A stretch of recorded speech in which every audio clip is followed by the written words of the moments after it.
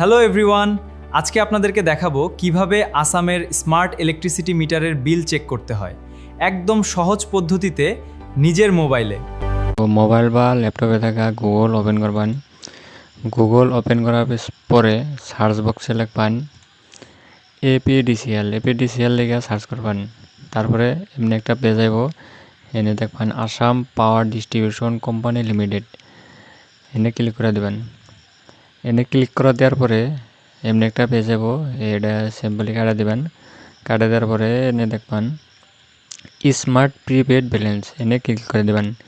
অনেক ক্লিক করে দেওয়ার পরে এমনি একটা পেজ যাব, এনে দেখবেন consumer number, inter consumer number, এনে আনেগো লাইন বিলের যেটা নাম্বার কনজিউমার নাম্বার এটা এনে বহাই দিবেন।